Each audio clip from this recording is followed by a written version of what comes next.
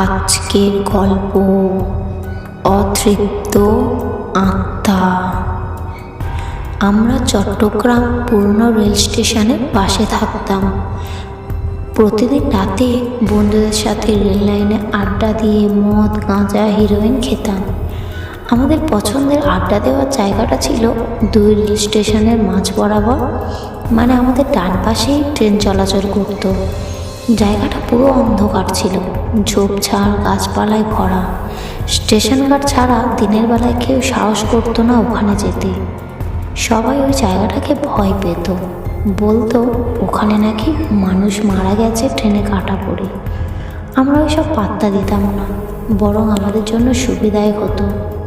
মাঝে মধ্যে দিনেও নেশা করতাম ওখানে গিয়ে। একদিন রাতে আমরা 4 জন মিলে নেশা করে ওখানে ঘাসের উপর শুয়েছিলাম। চাঁদের আলো ছিল, তাই ভালো লাগছিল।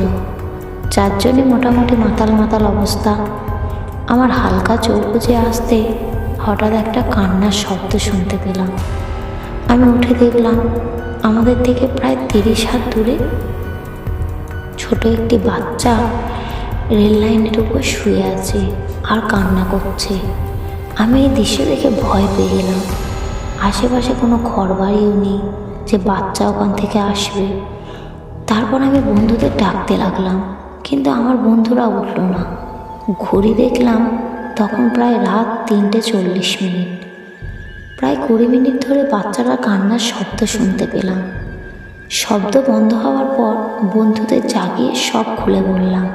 তারা বিশ্বাস করলো না, বলল হয়তো বিড়াল টিড়াল হবে। আমিও বিষয়টাকে পাত্তা দিলাম না। এই বিষয়টাকে পাত্তা না দেওয়াই ছিল আমাদের জীবনের মস্ত বড় ভুল। কারণ এরপর দিন আমার জীবনে যে ভয়াবহ ঘটনাটা ঘটেছিল তা হয়তো আমার প্রাণটাই কেড়ে নিত আর ছিন্ন ভিন্ন করে দিত আমার এই দেহটা। ঠিক এরপর দিন আমরা 4 জন মিলে আবারও সেখানে আড্ডা দিই। কার্ড খোলার পর আমরা প্রচুর পরিমাণে ড্রিঙ্ক করি। তারপর আমরা আগের মতোই ওখানে শুয়ে পড়ি। ঠিক রাত 3টের দিকে বন্ধুরা আমাকে জাগিয়ে তুলল। বলল ওদের নাকি শরীর খারাপ লাগছে, 2 জন বমিও করছে। তারা আমাকে বাড়িতে চলে যেতে বলল।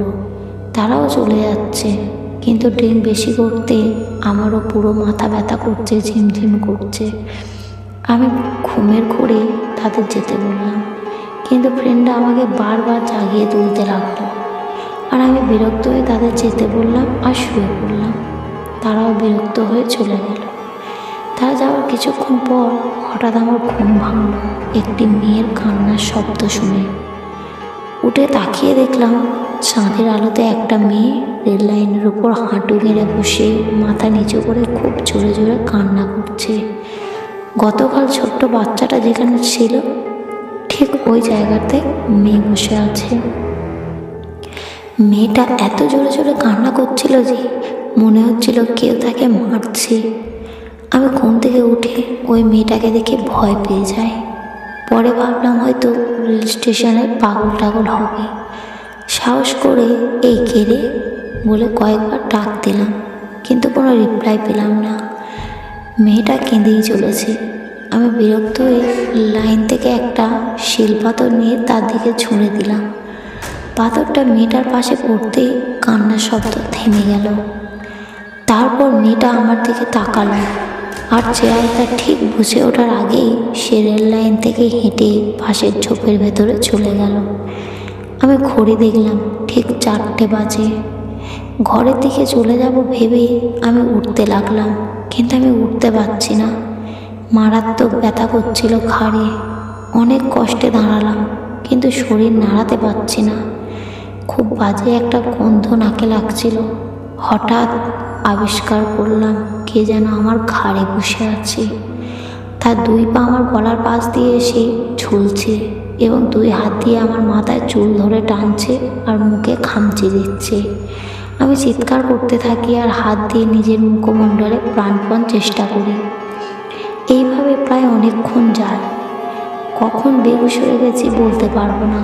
হুঁশ ফেরার পর নিজেকে ঘরের বিছানায় দেখলাম, পাশে মা বাবা বসে আছে। তারা আমাকে জিজ্ঞাসা করলো, কি করে এইসব ঘটলো, তোর মুখ কাটলো কীভাবে? আমি সব খুলে বললাম আর জানতে চাইলাম আমাকে এখানে কে নিয়ে এসেছে।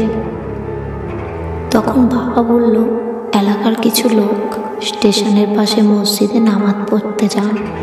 তারা লাইনের ধারে হেঁটে আসছিলেন, হঠাৎ দূর থেকে লাইনের উপর আমাকে দেখে। তারা মনে করেছেন কোনো লাশ হয়তো ট্রেনে কাটা পড়েছে, কিন্তু কাছে আসার পর আমাকে জীবিত পেয়ে তারা হাসপাতালে নিয়ে যান। এর মাঝে আমাকে স্টেশন গার্ড দেখে চিনতে পারে, আমার বন্ধুকে ব্যাপারটা জানায়। তারপর আমার ফ্রেন্ড আমাকে বাবার ইনফর্ম করে। তারপরে বাবা গিয়ে আমাকে হাসপাতাল থেকে নিয়ে আসে বাড়িতে। এরপর থেকে আমি আর মদ গাঁজা রাতে আড্ডা একেবারেই ছেড়ে দিই। গল্পটি কেমন লাগলে কমেন্ট করবে এবং একটা লাইক করবেন। আরও নতুন নতুন গল্প পেতে চ্যানেলটিকে সাবস্ক্রাইব করবেন।